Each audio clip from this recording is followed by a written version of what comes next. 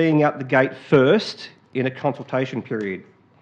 The amount of misinformation out there in the public and on social media, not only staggering, but it's also disappointing. Several zones around Australia were publicly announced late last year. So really high level information has been available for quite some time. So only recently, this area had been declared officially. Myself, I only found out when the Minister announced it in Portland, and then a few hours later, it was actually on national TV. So at a local government, so this council, we meet every second week. Reports requested by councillors can take weeks or months to actually put together for informed decisions to be made. So I can appreciate some people may want answers yesterday. The reality is they do take time to come to council and come to the council meetings. Now, as a matter of record to that question there, the first meeting that I had with DCCEW was on the 2nd of August, was actually after the Minister had been here. Now, second question. At last week's online consultation session, I advised the facilitator that, to my understanding, no initiatives were taken by the council to engage with community, let alone canvass overwhelming concerns. The facilitator responded back with, "All I can say is that wasn't our experience." So if that was the case, and the council and federal counterparts have shared appreciation of a vital role of consultation, how would you explain its total absence as the community's experience in relation to one of the most significant issues to confront our Shire? So I thank Mr. Lidcott for that, and that's a really, really important one to understand. At no point will the Glenelg Shire Council be doing community consultation on this or any part of the foreseeable process for the offshore wind. This is a federal project done in Commonwealth waters. So I repeat that. This is a federal project done in Commonwealth waters, completely outside of local government reach. So I'm not sure how it can be clearer than that. Now, Council publicised the meetings on how to make submissions to the Minister on numerous occasions. Again, this is not Council's process. Council's role is to advocate, yes, and listen to the community. This means here is a list of concerns like fishing, tourism, marine life, infrastructure layer, amenity that our community has. We will pass those concerns on at the appropriate time in the process. This ties in with our 2040 plan, and I'm sure the next few council 4-year plans as well. There is a recommendation further on tonight's agenda that covers this very topic. So this is the third question. Given the assertions made at council meetings and reflected in the recent community survey that not only does elected council appear to maintain an aversion to consultation, its actions reflect a disdain towards engagement in good faith with the community. How do you propose to forcefully and effectively represent the community concerns regarding current offshore wind proposal in a manner that councils like South Gippsland, Bass and Central Coast New South Wales did during their consultation process, and Grant Shire is intending in their current process? And again, I can't comment on if they're intending, that's the question being asked. Then my response, sir, is I can't speak to what other councils have done. However, I reject your premise that this council has this perceived aversion to consultation. Going out straight off the back like you're suggesting would indeed show disdain towards the voices in the community, for and against. Taking the allotted time, listening to all sides of the community, in particular the 2040 vision, which is what went out to the community and this council adopted, is what a good council should do. Again, council is a stakeholder, not the project leader. Good faith is taking the time and listening to all of the community's views, along with the information being provided by the relevant organisations facilitating that process. And again, that is not council facilitating that process. So in case this case, it is the Commonwealth Government. So I can't be any clearer than that. Thank you for your questions, Mr. Lickett. Now we have questions from the gallery in no particular order. Mr. Punton. Thank you.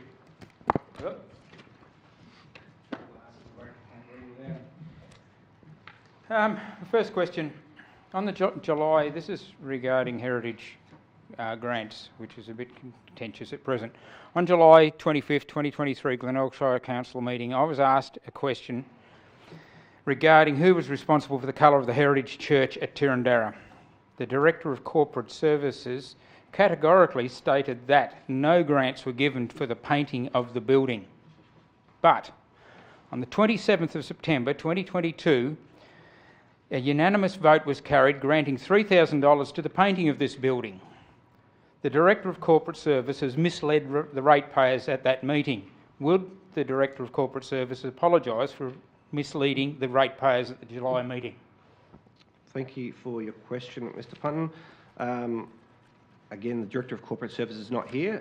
Lauren Easton is in his stead.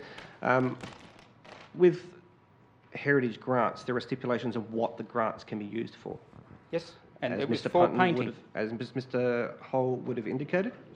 I can take that on notice, because obviously Mr. Hull is not here to either confirm or defend those accusations, so that's the best I can do, Mr. Punton. If you have a look at the minutes for that meeting, it was for painting. Yep.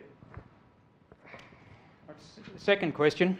At the intersection of the walking paths from Palmer Street and Cameron Street with the causeway on Forthright Lagoon, would it be possible to run some drainage from under the pathway pathway culverts to eliminate the potential slip and trip hazards of the water running across the walking track? The walking paths, slip hazards and the repair of these needs to be attended to before somebody has an accident, and it is very slippery and mossy there. Thank you for your question, Mr. Punton. Obviously, that's an assets question. So if I can throw that to Mr. Husband, the Director of Assets. Through the Mayor, thank you. Mr. Punton, I'll have to get some more details from you about that, and I'm happy to catch up with you after the meeting. All right, thank you. Now, I will say, Mr. Punton, as well, when community members do have issues like that, there may be hazards or slip hazards, like you're saying, can certainly contact or email the council and they will be addressed as well. But okay. Thank you for bringing that to attention. Third question. In the Glenelg Shire Council Governance Rules 2013-2, 2017-23, it's outlined how councillors will conduct themselves in regards to language used. At the July Glenelg Shire Council meeting, at the 14-minute mark, the Director of Corporate Service made a disrespectful, offensive and objectionable statement to a ratepayer asking a legitimate question. This contempt for ratepayers is not acceptable, especially coming from an executive of the GSC.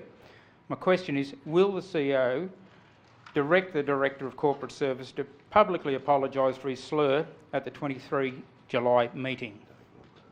Thank you, Mr. Punton. Obviously, I don't have the information in front of me, so what I can do is take that on notice and I'll get the CEO to respond to you in due course. Thank you. Mr. Jowett. Here. Oh, there we go.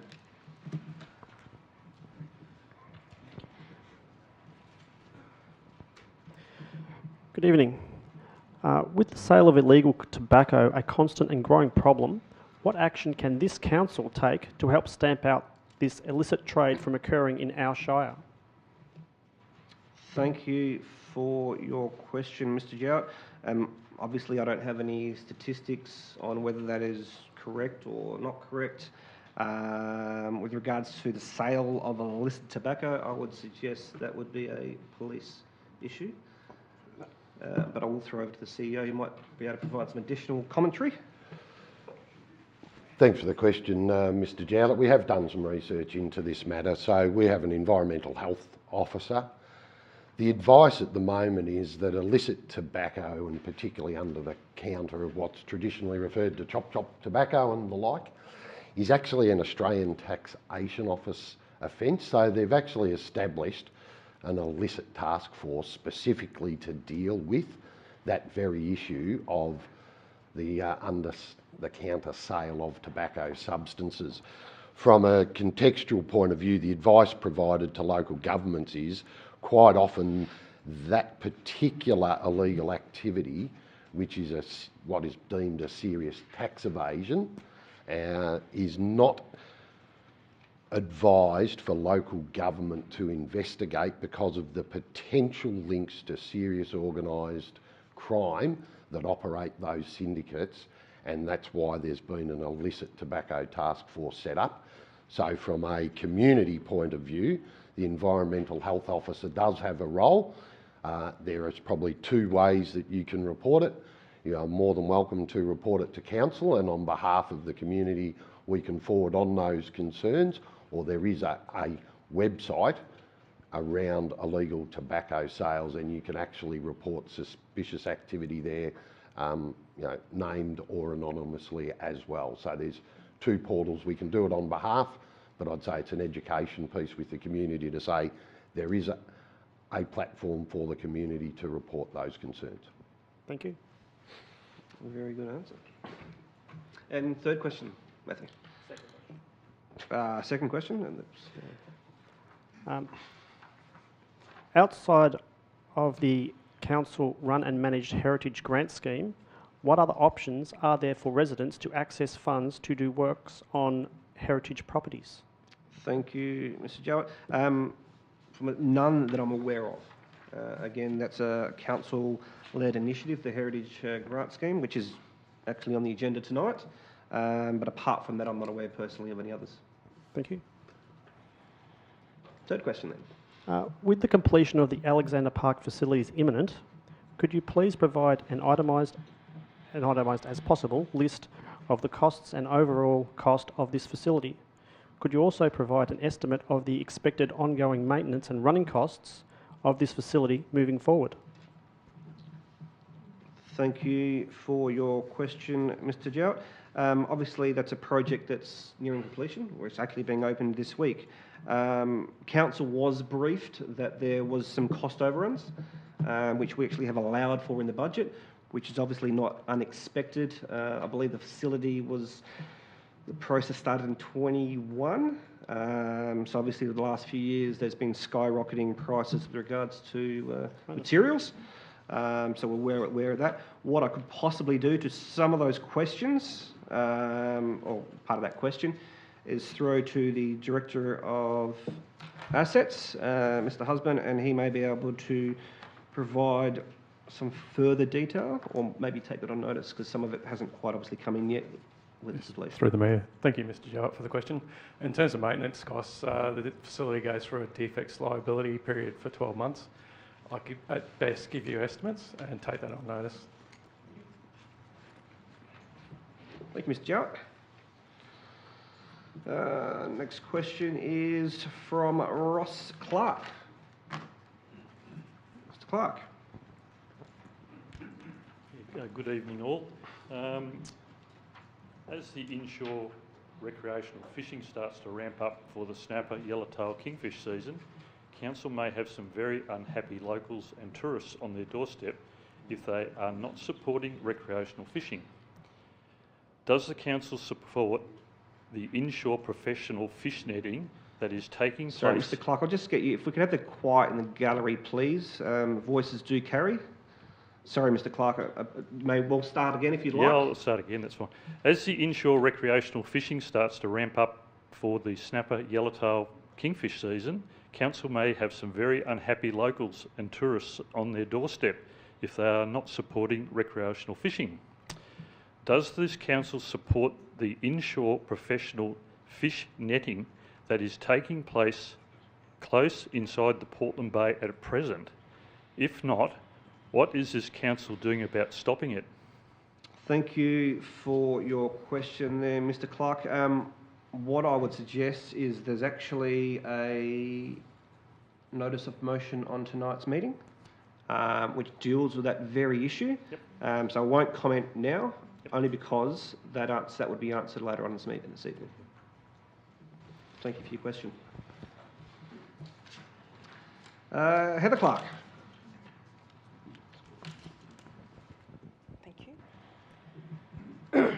First, I would like to congratulate this council on their efforts in the past to supporting the Upwelling Festival, the tuna competition, the Whale Watch emails and the adverts on TV promoting Portland as this place to visit for a holiday. I'm sure the local businesses have appreciated these efforts from the council and have greatly benefited from this exposure. Plus, it has helped increase our town's population. Now that the council is supporting the offshore wind farms, the only council in South West Coast to be in favour of these types of wind farms, has this council thought about the long-term negative impact of this project with the likelihood of decline in visiting tourists, whether they are nature lovers or fishing tourists, the closure of small business, tourist operators, festivals and commercial fishing, and also the income loss of rates and permits to this shire from these businesses, as I'm sure the offshore wind farm operator will not be paying local council rates on these wind turbines. Thank you for your question, Ms Clark. With regards to whether council, you're assuming council supports it, yes or no, there is an agenda item that does deal with that, so I won't comment on that there. Your commentary around everything else you did mention, again, there's no basis for any of that information. I understand that's your opinion, so I can't comment on opinion. I'm happy to comment on any facts, and unfortunately there's no sort of facts there, Ms Clark. So I would get you to go to your second question. So my second question is, has the council been in discussions with wind farm operators about what their plans for the wind turbines at the end of life, as in Codrington Farm will soon need to be pulled down or upgraded? Has there been any discussion with council about burying the blades on any private or council property? Thank you for your question, Ms Clark, and I think this is a fantastic question, as it leads off to some of the commentary earlier on. These are done by the company, so council's not involved with this. Council's role was to be able to ask questions to some of those companies, to some of those businesses, but also from the Commonwealth process as well. Now, some of the information that I personally learned by asking these questions, because that was one of the questions I had, because I knew the community members were very inquisitive about the end-of-life process. There is a contribution fund that the wind farm providers would need to pay into. Again, that is a Commonwealth process that they're setting up, so to get the correct and full details, you'd need to go to that source of information. And I understand that decommissioning of those is something that you're questioning, but again, it's the same questions that councillors were asked of these companies and also the Commonwealth as well, and that's the answers that we were provided. Okay, thank you. Thank you for your questions. Mr Hum. Thanks, Mr Mayor. Let's go to question 3 first. I want to look at the council response to the threat to our marine ecosystem. Sorry, I didn't want to interrupt you there. I've got a question 1, 2 and 3. I said question 3. That's just incorrect.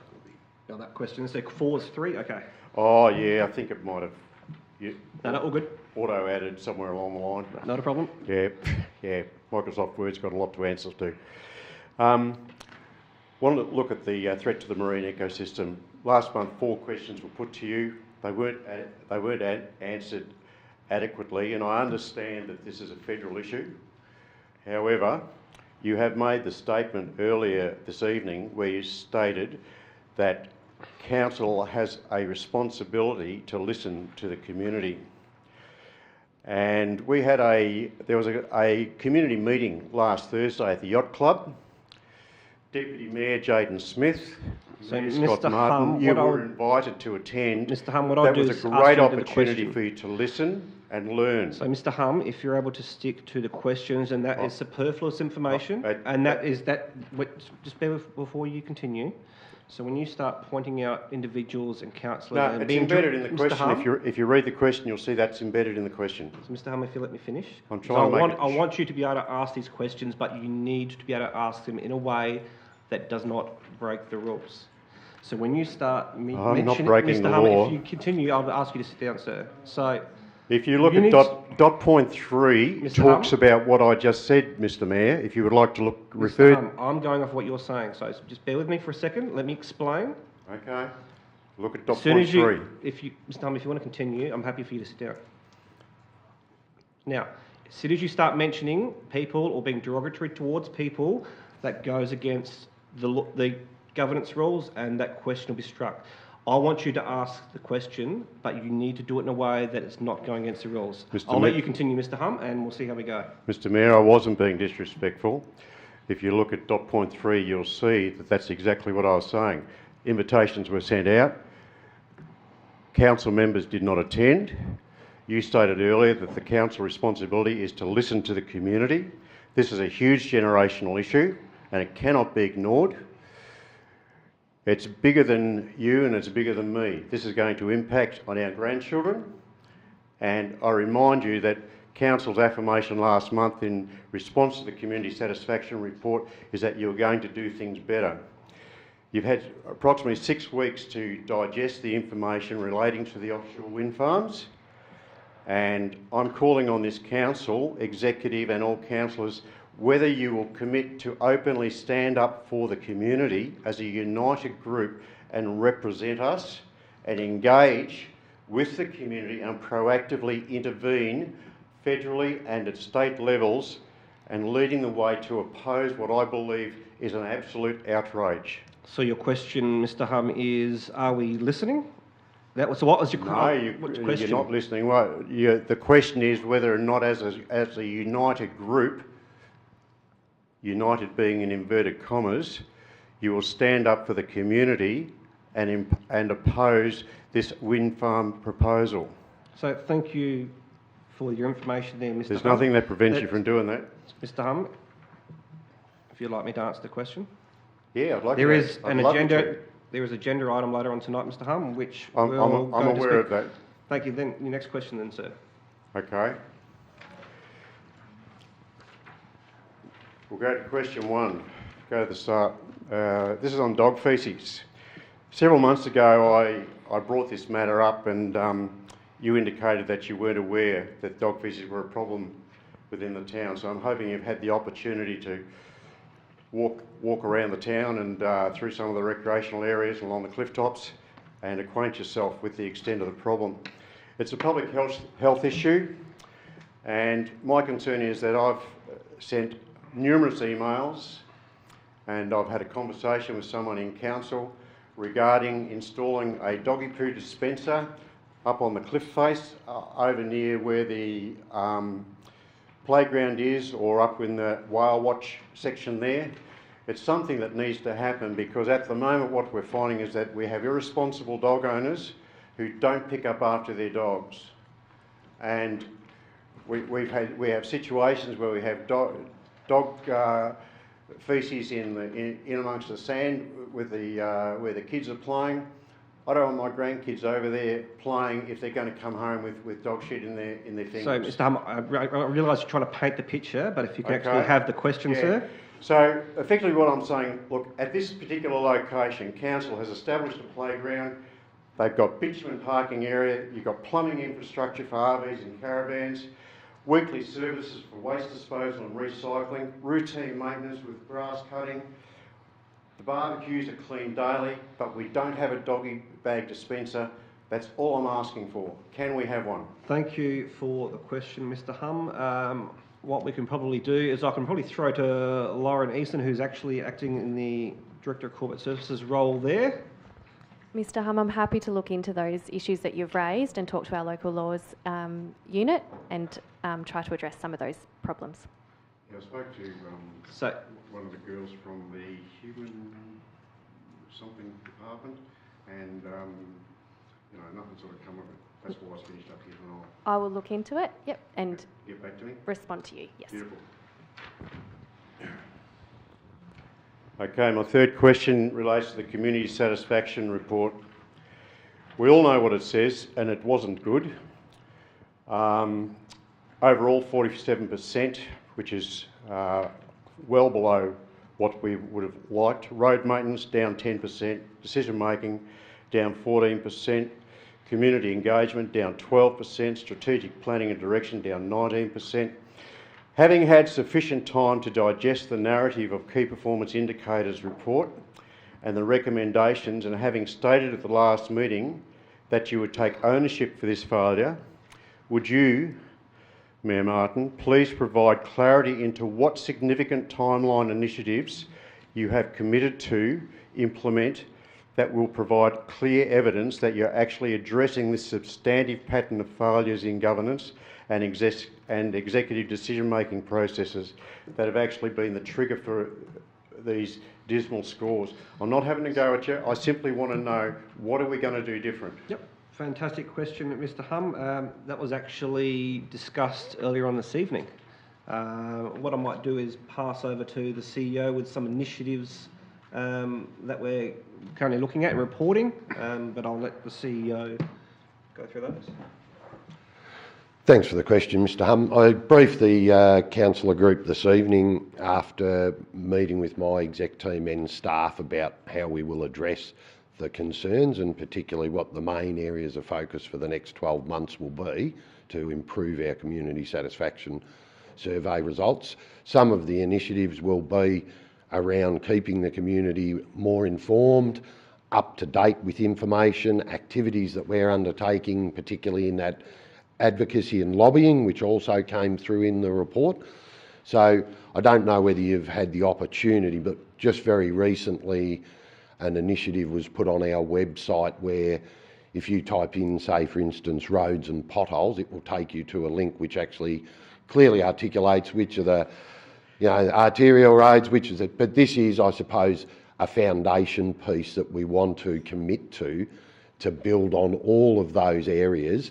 And one, not just build our website and provide the information, but revisit our entire, I suppose, community engagement framework, what that looks like moving forward, continuation of our listening posts, developing communication strategies out of that to inform the community that if we hold a listening post and this is what we heard, that we commit to getting back to the community and keeping you appraised. So there's a range of initiatives in there that it'll be an ongoing body of work over the next 12 months between not just the councillor group, the executive team, my staff, to ensure that we commit to listening to the issues that the community have made very loud and clear to us.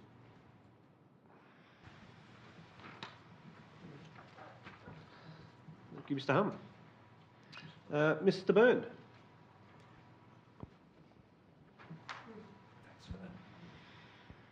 Thank you. Before I start, I have a zero tolerance to bad language and profanity. It's happened to me before in this chamber. If it happens, I'll be calling a point of order. Paul? I think, Mr. Byrne, that's probably my job, but I'll let you continue with your question. All right. But I want to make that crystal clear. These three questions are on the submission process. And before I give the three questions, I'll state that I've handed to the councillor and to the CEO a submission made by the South Gippsland Shire Council. You can get it on the website. Now that's an example of a very good submission, and they had a very balanced and good outcome.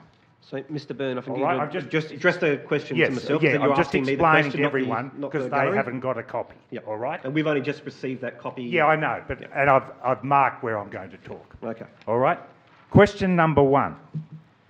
The Southern Ocean offshore wind farm proposal represents the biggest economic project ever been undertaken in regional Victoria, and the coastline of the Glenelg Shire is front and centre. Being involved in the consultation process to represent the views of the community is imperative. It's been a busy month. I've had a busy month going to everything. You would have seen my photo at the Energy Grid Thursday. That's what we all should be doing, more so you. It has come to my attention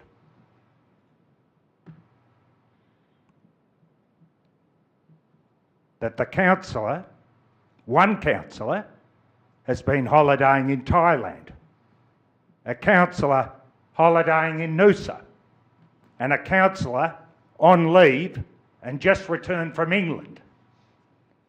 How can you give due consideration to such an important submission document whilst half of the councillors have been absent on leave? Thank you for your... What I'll call as a point of order. If there is anything else like that, we'll have to ask you to leave. So, Mr. Byrne, thank you for your question. That is exactly why we don't put a submission in straight away. We take the required amount of time to get the information to councillors. And that's what we did. In this day and age, we also have email as well, so we are able to get the information. And that is what has been provided as well tonight. As you see, there's something on there is an item on the agenda that will speak to some of that information you just mentioned there, so I can't speak to it. So what I would say is councillors have had the opportunity to ask questions, to gather information and to learn. And I think it's pretty disingenuous to say that councillors haven't seen or read papers, haven't had social media. We see, Mr. Byrne, we did listen. Now, it may not appear that because we have certain processes to go through, but I can assure you every councillor has had the opportunity to receive the information and to digest it. So your next question, sir. Point of order, Mr. Mayor. The 30 minutes has expired, but I do wish for Mr. Byrne to be able to bring his two questions further, and anyone else. So I'll move that an extension of 15 minutes be granted. We have a second. Having a second. All those in favour? Thank you, Mr. Byrne. Second question. Thank you for that. Second question, and now I refer to the South Gippsland submission, the council. Now you've got it in front of you. So we go to section 1, and it's H. Now I'm just giving 2 examples of where they've stated something and I don't see it on the Glenelg Shire submission. I have asterisks 6 of them. The first one. This is what the South Gippsland Council state. There is a significant shortfall of housing to accommodate rapid increases in new workforces of population. Section I. Local government is not appropriately resourced to meet rapid increases in the demand for services, planning and infrastructure, including upgrading assets and facilities, and requests resourcing and funding support from other levels of government to help address these challenges and maximise opportunities for the community. My question is, why has the Glenelg Shire Council not addressed these concerns in their submission? Thank you for your question, Mr. Byrne.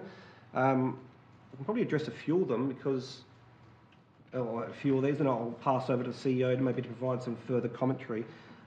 With regards to things like housing, accommodation, rapid increase of workforce, at the moment, the process is to declare an offshore area. Now, there is no guarantee that any company, after that offshore area has been declared, is going to start erecting towers. So it's pretty disingenuous. Well, we're putting the cart before the horse there, Mr. Byrne. There's no guarantees there. But what I will do, because obviously a lot of that is to do with the CEO's role, I'll let him provide some further commentary on that.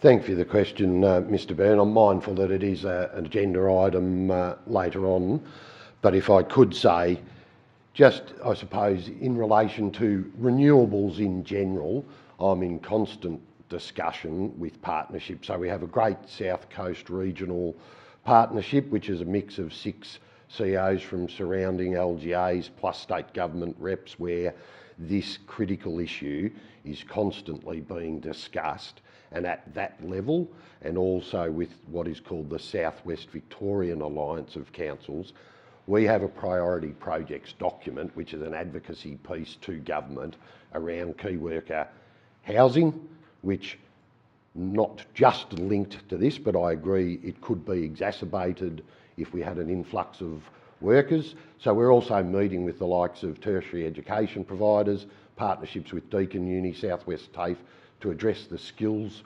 shortage, so that if a renewable project did get up, that we have sufficient locally and skilled staff in the immediate area that alleviates the need for a fly-in, fly-out type workforce, which would put pressure on our housing situation. So to the Mayor's point, this is a 7-year feasibility licence to give a proponent 7 years exclusive access to an area, but only if this proposed area is declared. So that hasn't even happened yet. If that does happen, they've got 7 years of testing, fulfilling all their requirements around their research, impacts on ecological, marine life, the whole kit and caboodle in the environmental space, let alone communities and industries catching up with the infrastructure behind the scenes that would be required to support that. So I see this, as you have quite accurately described, a major project in our Shire that could take 10 years of planning if an area is declared and if a licence is issued and a proponent approved to commence with a project after 7 years of access. So this first stage is just a 7-year licence on a prescribed area if the proposed area goes ahead. It doesn't mean they're allowed to build. It actually just gives them a licence to study a particular area, and that's around them doing feasibility studies around environmental impacts, what the infrastructure looks like. Would it be fixed towers? Would it be floating? Because that varies because of the depth of the water. The further you go offshore changes the dynamics between fixed towers or floating towers. So there is so much work and study required that this will be nearly a decade's worth of work to support if it's approved and if a licence is issued. And I take your point, there are considerable infrastructure needs required, and we are discussing them at every partnership meeting I'm involved in and advocating through regional partnerships that have representation from our own state government departments in this space, VicGrid, DECA, all the parties are at the table at those meetings. So we certainly have listened and we certainly are exploring it, but there's a lot of unknowns in this still. So I get the question, I understand the angst in the community around this, but we are certainly well and truly engaged with who we need to be around that. So engaged with industry, engaged with training providers, engaged with housing developers. We're trying to package everything up in the background to support it if it does go ahead. And that's probably the best answer I can give you at the moment, Mr. Byrne. Thanks, Paul, for that answer. And yeah, I know. I've got good manners, so I didn't pull you up because you didn't actually answer my question, all right? But what I would say, your answer was correct. I asked why wasn't it in the submission. Yeah. And I would say, what you just said, put it in your submission. I'm just saying that, rather than pulling you up, I just want to say, it was a good answer. Put it in the submission, what you told me. Question number 3. For the last month, the Southern Ocean offshore wind farm proposal consultation process has been underway, and it has been very evident that both the commercial and recreation fishers have involved themselves in the consultation process. With public meetings held with the community invited, and direct representation with the Federal Minister, Chris Bowen, Federal Member for Wannon, Dan Tehan, and Victorian State Member for South West Coast, Roma Britton. In the Glenelg Shire Council submission, there is not one reference to critical stakeholders, fishers, tourist providers, childcare providers, accommodation providers, with the hundreds, if not thousands of workers arriving with their families. Is this a disaster waiting to happen? Thank you, Mr. Byrne. I think the commentary the CEO just provided really does cover a lot of that. There are a lot of unknowns. Yes, there may potentially be a lot of work to do, but again, as the CEO highlighted, there is just a lot of unknowns at the moment, but that work and that advocacy in the background is happening. I don't know if the CEO wants to add anything else on top of that, but I think you covered it all previously. So. Well, please put it in your submission. Thank you, Mr. Byrne. And I think that is all for the questions. Is the observer here? An apology to An additional apology from the observer. We move on to item 7, conflicts of interests. Councillors, are there any disclosures of conflicts of interest? None, thank you. Item 8, confirmation of minutes. Councillors, there is a recommendation there on page 5. Councillor Hawker. Thank you, Mr Mayor. I move the recommendation that the minutes of the council meeting held on Tuesday, 25th of July 2023, as circulated, be confirmed. Thank you. We have a seconder. Happy to second. Thank you, Councillor Stevens. Any opposed? Any commentary, Councillors Walker? All those in favour? Moved. 6-0. Petitions, none. Deputations, none. Notice of motion, Councillors. Councillor Carr, item 11.1. Thank you, Mr Mayor. In accordance with Council's governance rules, I give notice of my intention to move the following motion. 1, that Council writes to the Honourable Sonia Kilkenny MP, the Minister for Outdoor Recreation, advocating on behalf of our community their concerns with the use of commercial netting gear by commercial, ocean access fishery licence holders in the Portland Bay area, and 2, that Council requests the Minister to A, intervene and cause the Victorian Fisheries Authority to immediately issue a fisheries notice under the Fisheries Act that extends the Regulation 144 temporary prohibition on commercial netting in Portland Bay to 365 days a year, and B, amend the fishery regulations from 2019 to prohibit all forms of commercial netting in Portland Bay in state waters, which is inside the 3 nautical mile limit along the coast from Lawrence Rocks to the Fitzroy River mouth. Thank you. Thank you, Councillor Carr. Have a second. Happy to second, Mr Mayor. Thank you, Councillor Stevens. Councillor Carr. Sorry, any opposed? Sorry, I should ask that. Opposed? Make no mistake, our community, which is currently running a petition that has just under 6,000 signatures, is extremely upset, agitated and frustrated by the commercial netting that has been occurring in Portland Bay, a couple hundred metres off Dutton Way and Alice Street over the past few months. This council and this community, both recreational and local commercial operators, have worked cohesively and extremely hard for many decades, advocating for investment in infrastructure, some $4 million worth, and the protection of the Portland Bay area to support both commercial and recreational fishing, which has resulted in the best facilities in Victoria and the best fishing in Australia. This council has been supported financially by the Victorian Fisheries Authority to run the Hooked on Portland fishing event annually, bringing thousands of people to Portland and contributing millions of dollars to our local economy. What is occurring at present in terms of fish netting within Portland Bay, whilst it's not illegal, it is having devastating consequences and our community wants it to stop. I believe the existing regulations did not fully contemplate the impact of netting on the marine environment in our bay.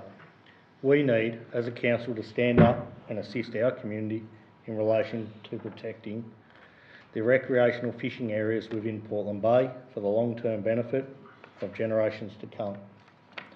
The concern of the community is this, that the use of commercial netting gear prohibited under this open ocean access fishing licence in association with the absence of catch limits on recreational important fish species has the potential to impact our local recreational fishing opportunities, tourism, marine ecosystem and whale migration in a negative way. The reputation of Portland as a world-class small boat recreational fishery and the subsequent tourism benefits are now under threat, as too is the Hooked on Portland event. We must write to the Minister for Outdoor Recreation seeking intervention immediately, as our bay, Portland Bay, cannot support commercial netting in any form. Thank you. Thank you, Councillor Carr. Councillor Stevens. Thank you, Mr Mayor. Mr Mayor, I would like to concur with my colleague here, Councillor Carr, and thank him for bringing this forward to the Council. It was noted earlier the amount of work that Council does on tourism and promoting Portland as a destination. And I think that we all know the importance of the commercial fishers right here in Portland and the reputation of the clean and green food that is produced in this area. Sometimes, you know, we have unintended consequences, but this is a perfect opportunity for this council to support our local commercial fishers and our recreational fishers and advocate to the Minister in the strongest terms to advocate and put those concerns forward and have some action. So tonight, I think I would like all these councillors to stand here and support this motion in its fullest extent and strongly advocate to the government and make sure that in Spring Street in Melbourne they understand the importance of the fisheries right here in the Glenelg Shire.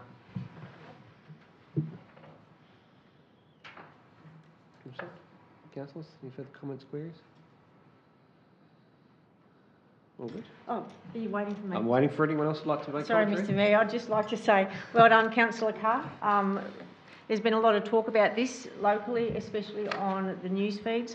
We've got a lot of passionate fishermen, recreation and commercial in here, and thanks to Councillor Carr, he went and did his homework and brought us all a history lesson, I suppose you could say. So we all had a perfect understanding of it. So I support Councillor Carr in this motion. Thanks.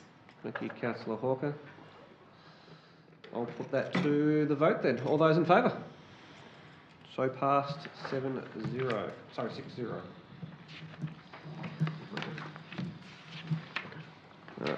Petitions nil, committee reports nil, management reports, councillors, page 8. There's a recommendation there, 14.1. Thank you, Councillor Smith. Happy to move the recommendation that Council approve the Council and Chief Executive Officer leave of absence register presented as a confidential circulation under Section 35(1)(e)(46) of the Local Government Act 2020. Thank you, Councillor Smith. Do we have a seconder? I'll second the motion. Councillor Wilson. Any opposed? No. Councillor Smith, any commentary you'd like to? No, nothing to add. All good. Councillor Wilson? All good? Beautiful. All those in favour? So passed. 0.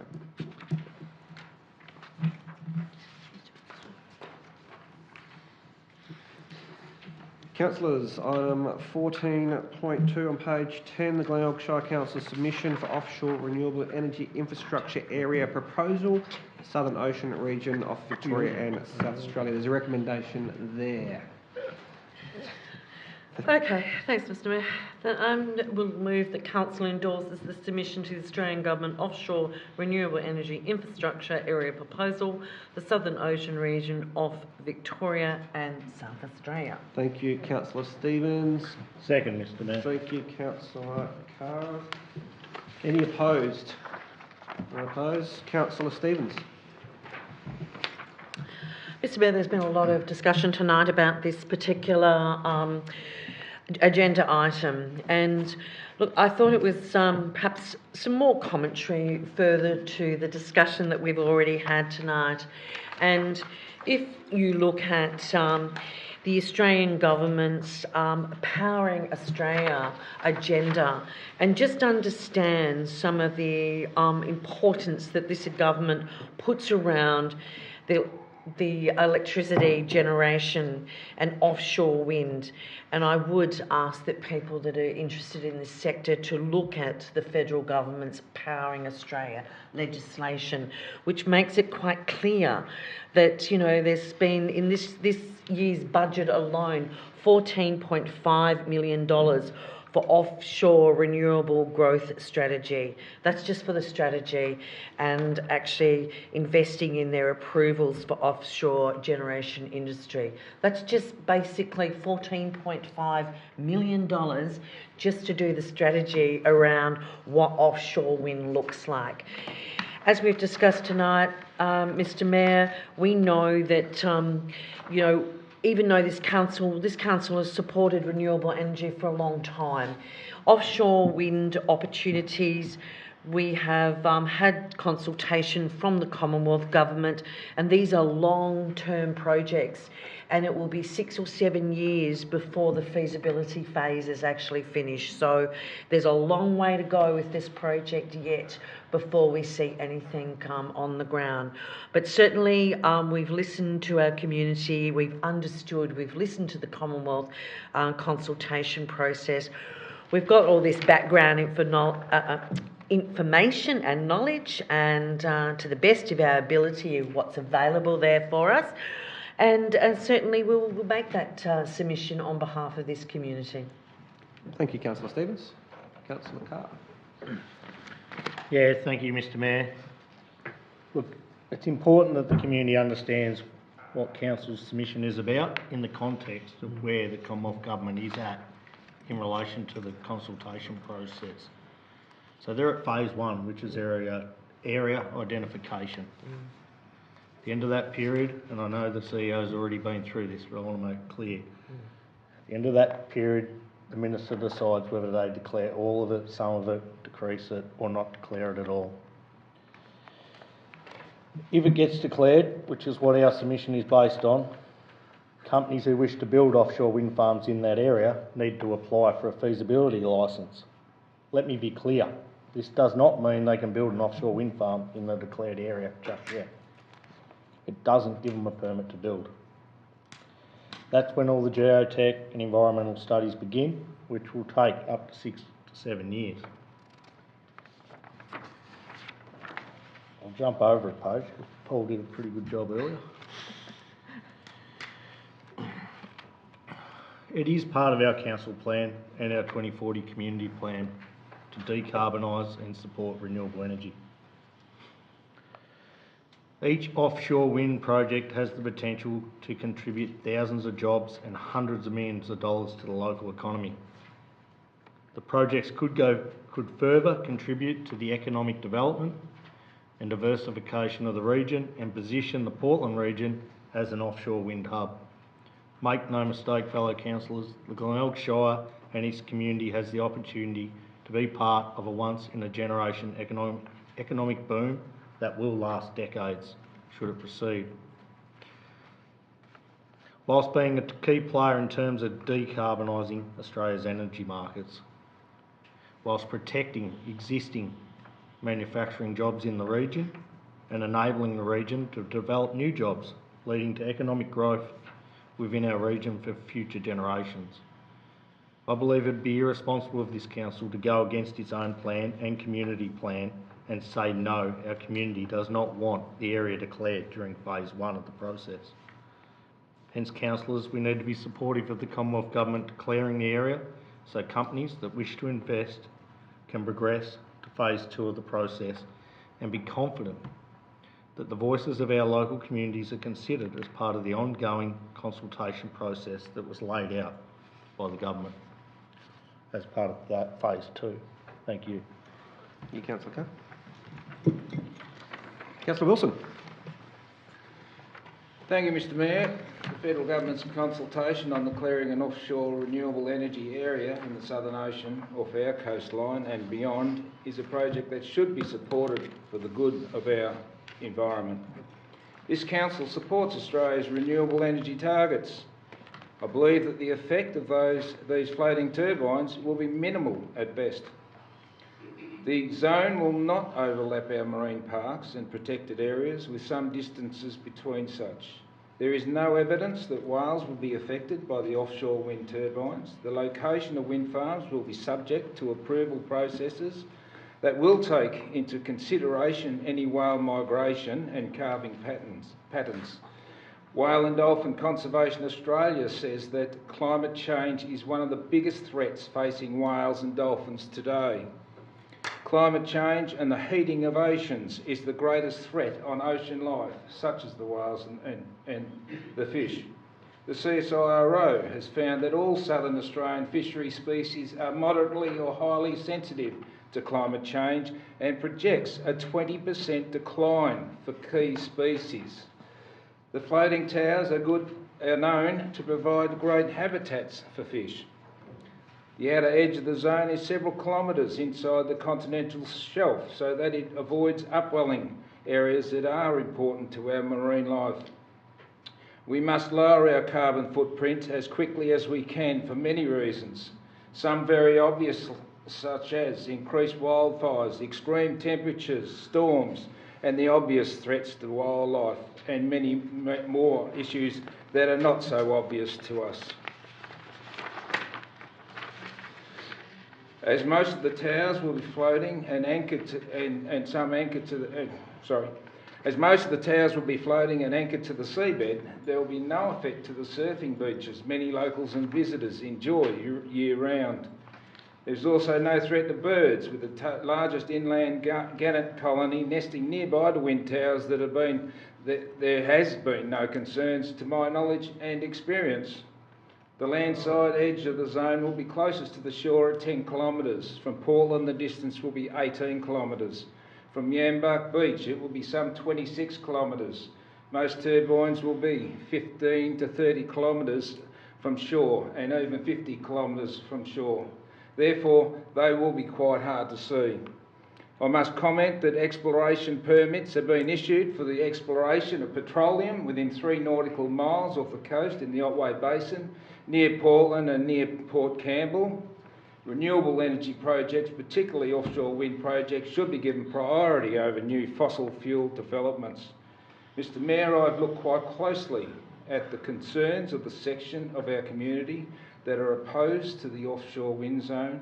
I believe by not supporting this zone will increase the time of carbon reduction and in fact will affect our marine life more. I support the motion on the table. Thank you, Councillor Wilson. Councillor Smith. Thank you, Mr Mayor.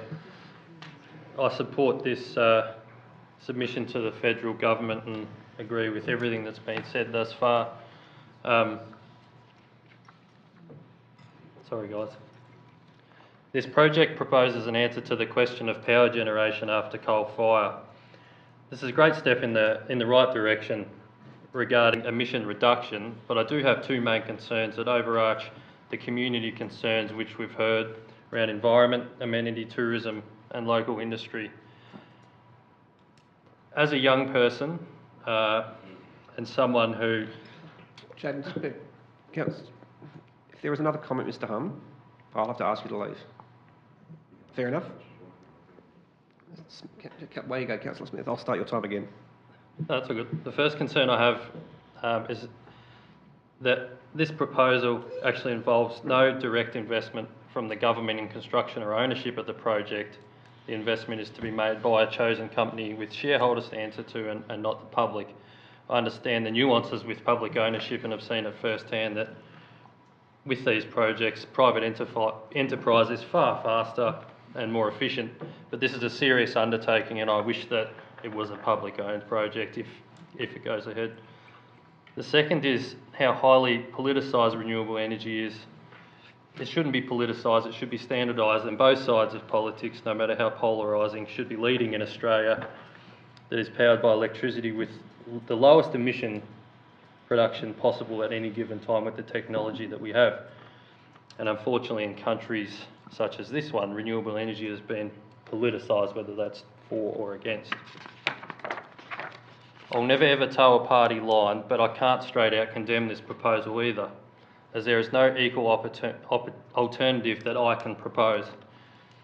Our general happy-go-lucky lifestyles and she'll-be-right attitudes in Australia are the reason that we are at such a late hour in time counting on what feels like a migration to me rather than a transition to the production of cleaner electricity. A lot of the community has, contacted me, and nuclear has been on the table, but unfortunately that's not something that's ever going to happen in Australia for a long time, if ever, given the attitudes around it. Our local ocean area is perfect for offshore wind, but it's also more than perfect for the current natural environment that it houses. And the environment doesn't have a voice, and as stated earlier, there's going to be much work done to make sure that the environment is supposedly looked after, and I hope that that's the case, and I hope that I'm proved wrong with my worries that I have.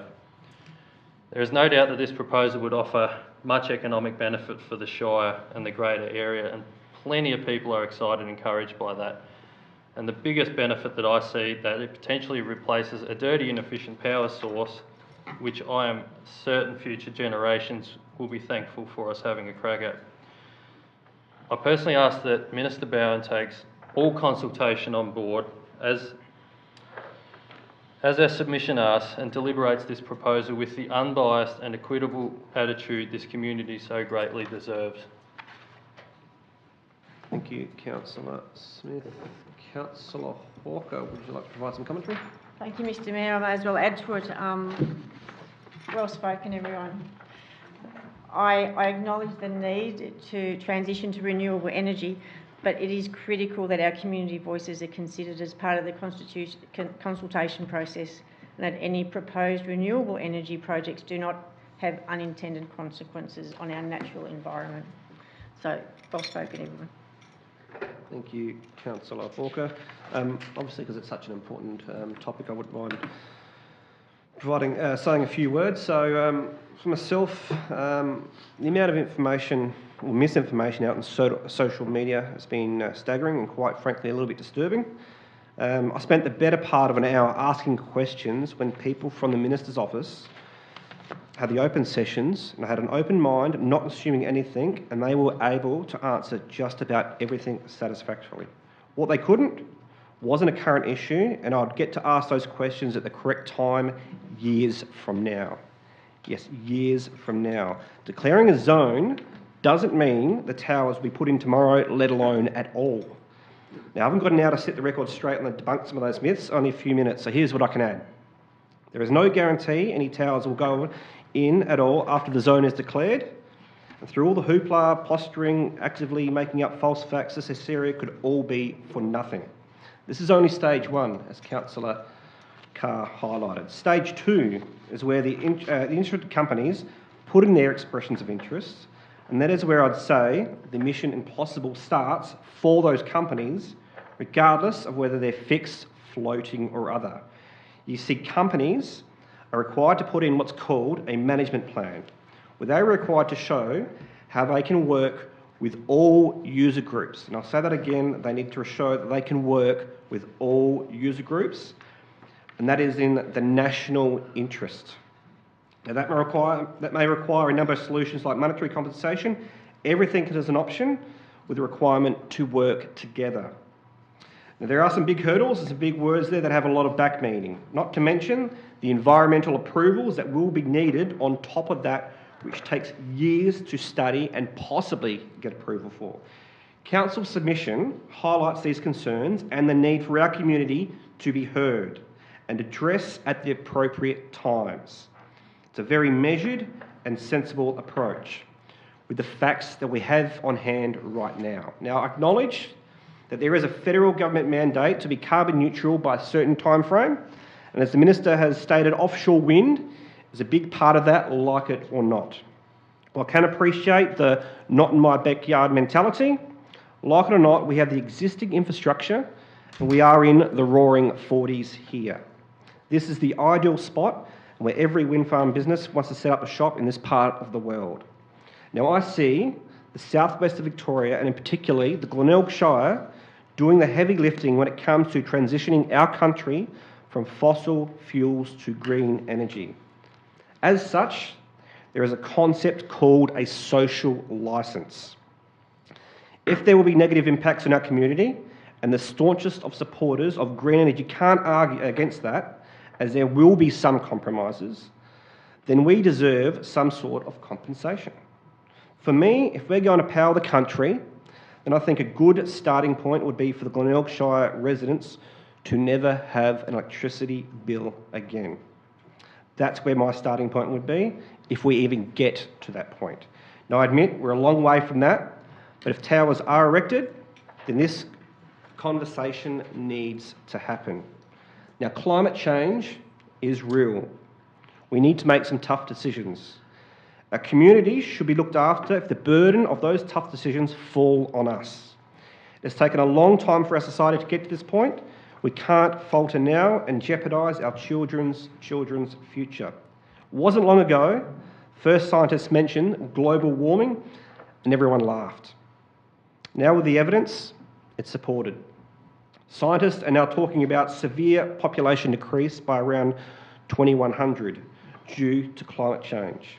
Are people not learning their lessons? And this time, it'll be a harsh one, not just for humans, but flora and fauna. Now, I will say this. Recent history has shown from the other declared zones, the Minister considers the submissions. The Hunter region started 10 kilometres offshore and was finally declared 24 kilometres offshore, and in some parts, 40 kilometres. There was a bird indigenous to a reef, and while the zone initially covered that, the final layout excluded that altogether.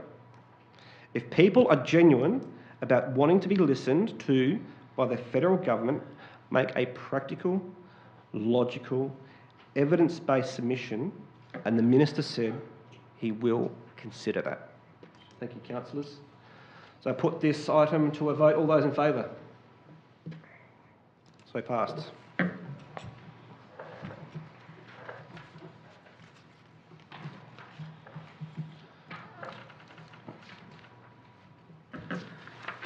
We move to agenda item 14.3 on page 12. Councillors, there's a recommendation there. Councillor Wilson. Thank you, Mr Mayor. I move the Council appoint Councillor Carr to the Alliance of Councils for Rail Freight Development for the council term ending 2024. Thank you, Councillor Wilson. Happy to second, Mr Mayor. Thank you, Councillor Stevens. Councillor Wilson.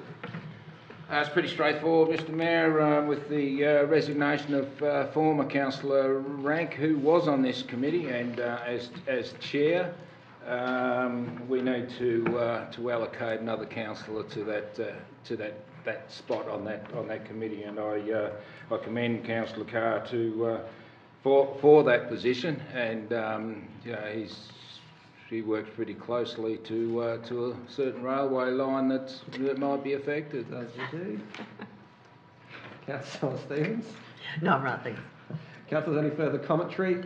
I will just say quickly, this is part of advocacy for our council. So this is an advocacy group that Councillor Carr will now be a part of, providing this goes through, obviously. And that is part of what council do. For the Maroon to Portland line, obviously that was critical for the Rail Freight Alliance, and that is why we're part of these groups. So put that to the vote. All those in favour? So passed 6-0.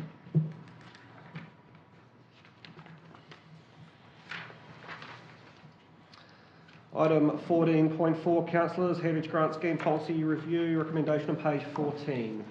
Councillor Carr. Move the recommendation that council apply a moratorium on the awarding of heritage grants until a formal review of the policy has been undertaken.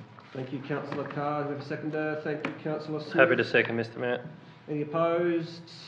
Councillor Carr. Thank you, Mr Mayor. Look, the heritage grant policy as it is currently has some gaps. You know, we continue to hand out ratepayer money to property owners who have just purchased investment properties and homes for substantial figures to assist them to do work which they would have known about when the properties were purchased. Where receival of these grants, in my opinion, is not the difference between the works happening or not. Heritage grant policy, it is an important policy for this council. It is in the budget. We do want to protect heritage assets. We just need to review this policy and get it right. Thank you. Fair enough. Councillor Smith, would you like to add anything to that? Thank you, Mr Mayor. Nothing really more to add apart from, as Councillor Carr said, it's not really serving its purpose as we thought it would be, and it's just not economical for us to run it in the way that we are at the moment. So we're gonna have a look at the policy. Thank you, Councillor Smith. Councillor Wilson, hopefully. Thank you. Thank you, Mr Mayor. As a long-term member of the former Heritage Advisory Committee for this council, I feel it's my duty to talk to this. There's no money in the budget, so we can't for the heritage loan grant scheme. So we need to refresh how we distribute, if we distribute grants into the future. This was set up many years ago to encourage heritage owners to do up their keep their heritage buildings up to scratch with the maintenance.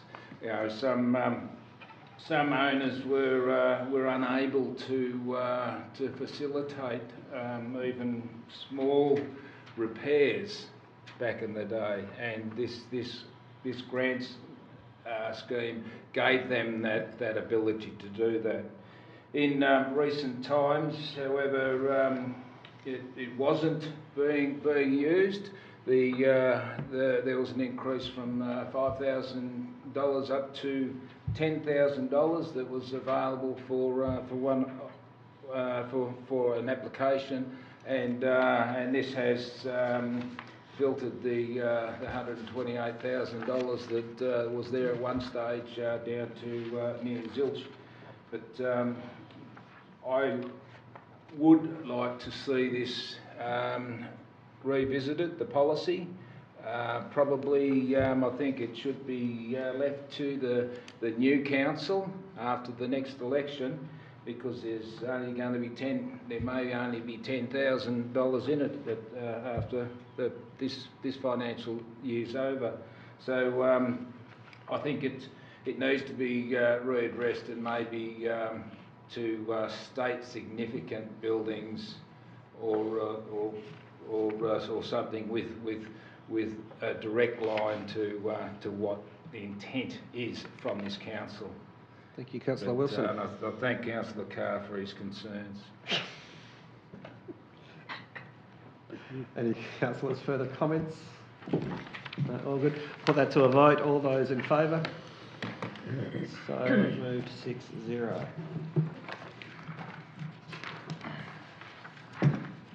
Councillors, move to item 14.5. There's a recommendation there on page 16. Thank you, Councillor Stevens.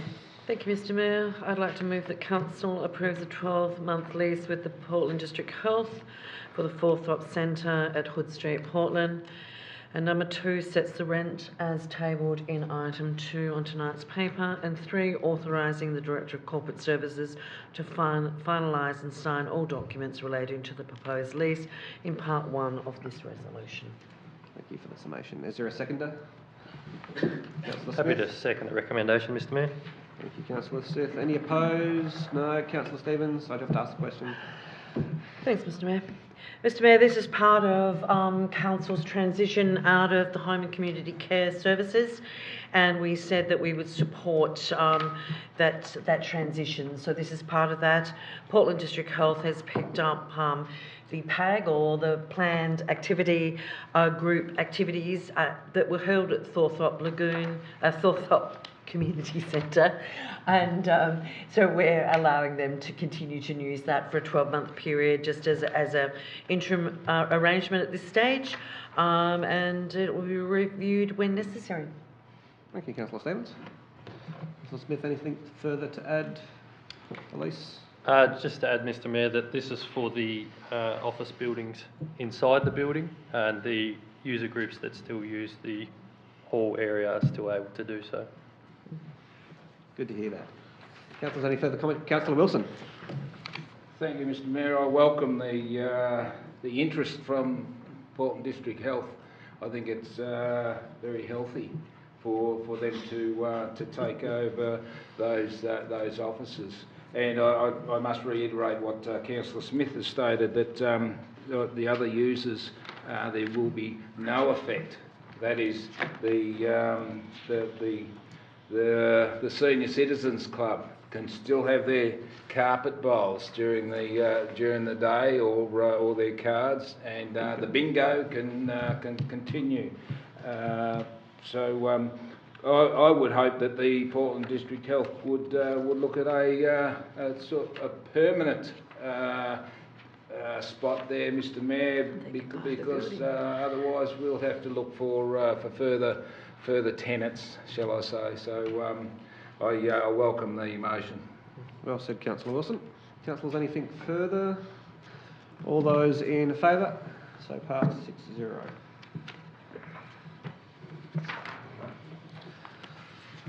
Councillors, 14.6, there's a recommendation there on page 19. Thank you, Councillor Walker. Mr Mayor, I move the recommendation that Council endorse the Glenelg Shire Council Plan 4th Quarter Performance Report 2022 to 2023 and approves the document for publication. Thank you, Councillor Hawker. Do we have a seconder? Second, Mr Mayor. Thank you, Councillor Carr. Any opposed? None. Councillor Hawker. Thank you, Mr Mayor. I'll hand this over to you because I think it's only right that you do the commentary on this one. Thank you, Councillor Hawker. I think in line with the Community Satisfaction Survey and about getting information out to the public, I will time myself so I don't go for an hour, because I could speak to this quite at length. We have the clock on. Excuse me. So I'd like to just go over a few of the items that is in the last quarter. So obviously we had the Portland foreshore, the lighting and ceremonial dance space that the council is undertaking. There's the infrastructure works at Cape Bridgewater. We also have the multi-purpose facility down there on the foreshore, which is currently undergoing its planning consent stage as well. Alexander Park, fantastic. We actually have the opening this week, so I encourage all councillors to come down, obviously the community to come down as well. And that was a multi-million-dollar co-contribution by this council to get that done. We also have the Arts and Culture Strategy, the action plan for the cultural collection, that's well underway as well, along with the tracks and trails and actually finalising the current stage of the Portland North pathway as well. So that was fantastic to see that get done in this quarter as well. Planning scheme review. Now I know planning is not a sexy topic, but it had to be done. And I know this council here, we had hundreds and hundreds of pages we had to go through and look at that planning. I commend planning Matthew Berry on what he does there. I really appreciate how good of a job he actually does do. Something that doesn't get mentioned is things like energy efficiency in council buildings. Now that's something that generally doesn't go out to the public. The council here had a new heating loop to reduce the heat loss to reduce ongoing costs. Now, that's stuff that happens behind the scenes. We're looking at reducing costs as council as well.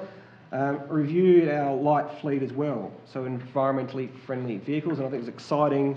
The council actually purchased its first electric zero-turn mower. I think that was fantastic that we're actually starting that journey there. Now, we also talk about advocacy and supporting groups, so we continue to support the food and fibre of the Great South Coast. Now, what that actually is a group that looks at value adding to our agriculture, our farming sector in the southwest here, and that's a group of councils that joins together and does that advocacy for food and fibre. Now, I was lucky enough to go to a meeting they had previously, and it was fantastic to hear a story of Southern Grampians, but a company that started up and actually started recycling some of the farm's plastic waste. So a company that wasn't there before started up, and that was a great incentive. And that's the post-farm gate production or areas that Food and Fibre looks at. And that is why we have membership and advocacy in that group as well. Continue with that, Ag Futures. So we're part of Ag Futures as well. So that's providing pathways for our youth to become involved in the ag sector, which is very much needed because it is an ageing sector, and a pathway to get our youth in there is vital. Childcare, kinder, 3-year-old, that is something that this council and councillors discuss on, well, a fortnightly basis. We meet every fortnightly. It is something that is a hot topic for us, probably our number one priority to fix. So we had the library outreach van, so that was actually extended across the entire Shire in the last quarter as well. Working with support groups, so a range of organisations and community groups like Uniting Way, Glenelg Youth Services, Portland District Health, University of Third Age, or U3A, Portland Community Rockers, and Portland, lots of different groups that this council actually works with. And something that I love is our apprenticeship program that the council does run. So we have apprentices that work in this council, and that is part of our 4-year plan as well. So I'll wrap. I've only got halfway through, but I'll wrap it up there because I have been going for a few minutes, councillors. I see the look of expression on your face. I'll throw over to Councillor Hawke. Since you moved the motion, you might want to speak to someone as well. As I said, I can go on for hours on what this council does do behind the scenes for the amount of work we do. You've said enough. Thank you, Mr. Mayor. Next. Councillors, any further commentary? Councillor Carr, I believe you seconded that. No further comment, Mr. Mayor. You can give me your time. I'm happy to keep talking. No. No. Councillors, any further commentary? Put it to motion. All those in favour? So moved.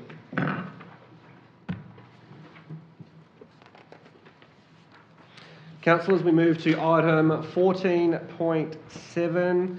There's a recommendation there on page 21. Councillor Carr. Thank you, Mr. Mayor. I move the recommendation that council cease holding citizenship ceremonies, awards and council-led events on January 26, 2024 and ongoing in line with the community feedback. Thank you. Thank you, Councillor Carr. Do we have a seconder? Thank you, Councillor Hawker. I second the motion. Any opposed? One opposed. Thank you, Councillor Carr. Thank you, Mr. Mayor. The recommendation as written relating to council-led events on January 26 is long overdue. I thank those that took the survey.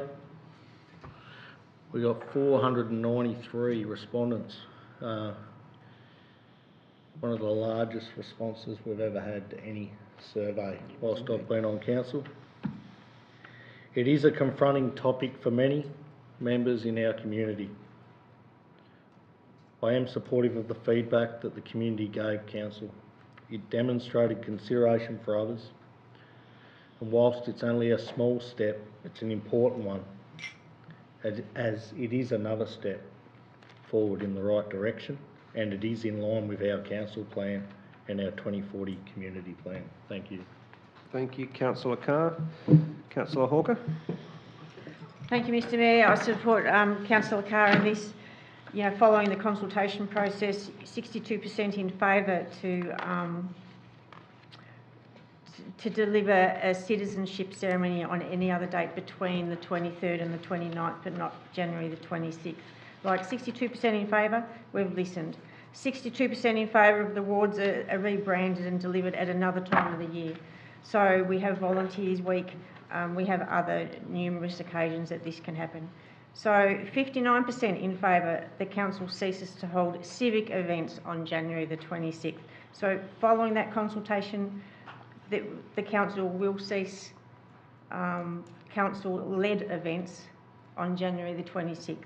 We've listened, we've supported and we've acted. Thank you, Councillor Hawker. Councillor Wilson. Thank you, Mr. Mayor, and I do speak with the utmost respect to the First Nations people. The survey provided about 7% of the population, and out of that, there was only a majority of 11%, which would have been a tied vote. So it's not a significant decision as far as I'm concerned. The Invasion Day, which is commemorated each year by the First Nations people and attended by First and Second Nations people, is one that is very, very emotional, and it is one that people should attend. This council should be supporting the Aboriginal community in holding their events.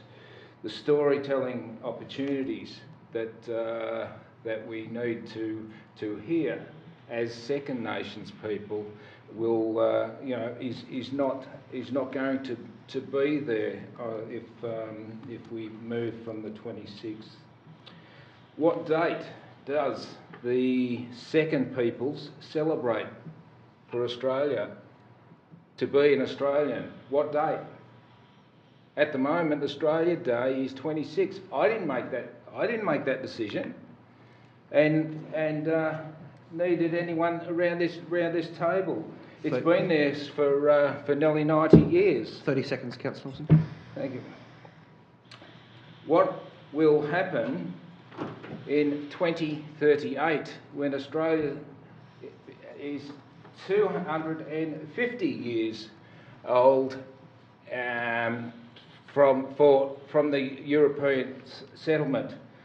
Now remember the 200th celebrations, we also had the 150th for Portland, the celebrations, big celebrations. We celebrated what we were all about. We can't do that if we're not going to hold an event on the 26th of January, and we shouldn't do it on the 19th of November too if we're going to be like that. I'll call time unless they want this time extension, councillors. I'll ask for an extension if that's possible, please. Happy to move an extension, Mr. Mayor. Happy to second. Thank you. Happy to third. So moved, I'm guessing. Yep. Well, it's a majority. You're on a roll. I'll try and be quick, Mr. Mayor. Certainly. The community awards are something that the community gather to see who receives the acknowledgement of what they've done and which group has done over the 12 months or the lifetime. Now, these community awards have never been Australia Day awards. They've been presented on Australia Day, but they're community and individual awards. Stopping January 26 events is, in my view, just a token gesture to the First Nations peoples. Real action from this council, such as renaming of locations to First Peoples language and other issues that will better our First Peoples in our community. We have no voice from our First Nations people to councillors. We used to, but that got thrown out, and the Aboriginal Advisory Committee now has, I believe, significantly gone backwards because of it. We don't hear directly from the directors of the organisations. We need a voice to Parliament, federal Parliament, yes, state, yes, and local government, yes. I'll get you to wrap that up, Mr. Wilson. That means that we should be talking to the Aboriginals and not... yeah, I'll leave it at that. I better... It was a little bit over time, but I thought I'd let you finish. I've extended my welcome, I know. Extended by a little bit, yes. councillors. Any further commentaries? Councillor Stevens. Thank you. Councillors, this obviously is in relation to council ceasing its events in Portland and Casterton. That leaves open the fact that those communities that hold their own events in their communities will continue to do so. I think it's important to make that clear. These are about council events, council-led events. The only two that we do hold on January 26 are those in Portland and in Casterton. Council will continue to support those other events financially as we have done in the past, and if any other community group wishes to hold events on that day, it is entirely up to those communities to do so, but they will not be run by council if it goes through this evening. Whilst I do agree with you, Councillor Wilson, we've got a lot to do in this space and a lot of educating with our Indigenous counterparts to bring our community along with this. It is the most respondents that we have received in any survey that I have seen in my time of over 20 years on this council. Nobody's interested in our council plan or our budget, so it's been interesting to see the respondents that we have received. But it's still only 7% of our community represented, which is a bit of a shame. I look forward to seeing what we do decide into the future and how we will work with our Indigenous and First Nations people and moving forward and bringing our community along with us. And also the overwhelming comments that I have had are that the citizen awards are really important to them, so I look forward to having that discussion around the council table of how we might weave that into somewhere along the line, whether it be Volunteers Week or something such as that.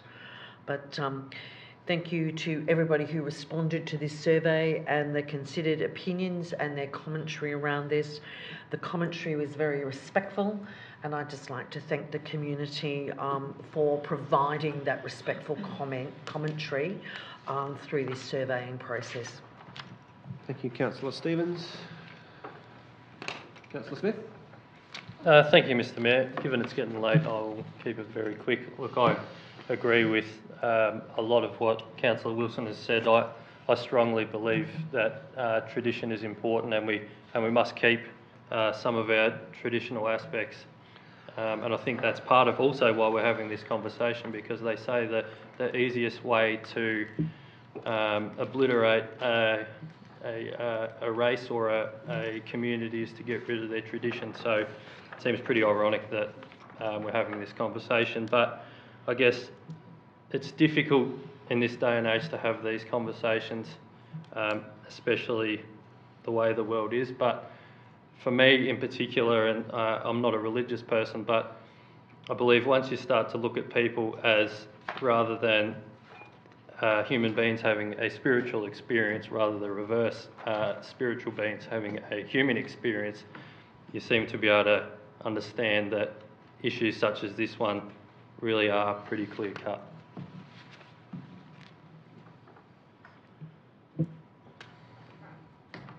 Leaves me, I suppose. I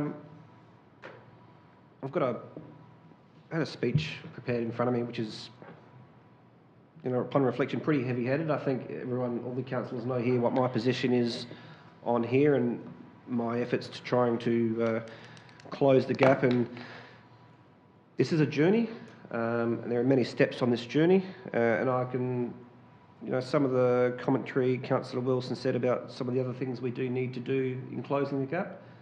They are part of that journey, but it is crystal clear from the Indigenous community, part of that journey is acknowledging what Australia Day is and has been. And that's part of the journey, and that's part of the steps in addressing that. Now, I read how many there was 446 surveys, 219 additional comments. I read every single comment, 22 pages long. Some of it was pretty confronting, I must say. You'd read one comment that was comparing some of the atrocities it had here to Nazi Germany and drawing parallels there, and then the next comment after that is, why is there a fuss? People not able to understand or get context on how others feel. Now, I could talk about this forever and a day, but what I will say is times do change, and we need to change with them. Not everyone changes and grows at the same pace, and I understand that. There'll be those people that are not there yet, and they may not have the capacity to get there yet.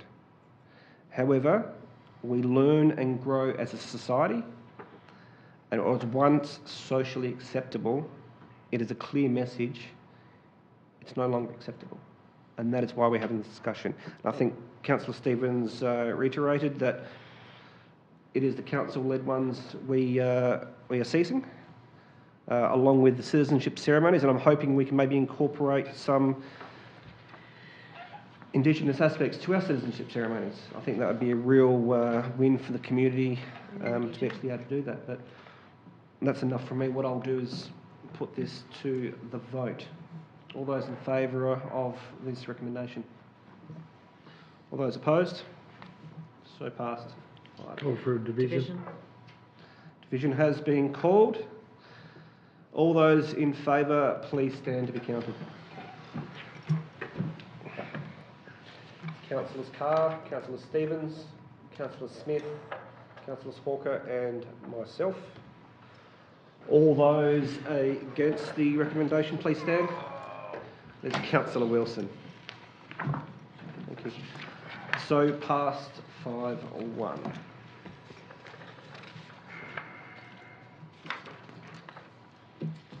Thank you, councillors. As item 15, confidential reports, nil. Urgent business, nil. And that is the closing of our meeting. Thank you very much, councillors, and thank you for the gallery for coming here tonight.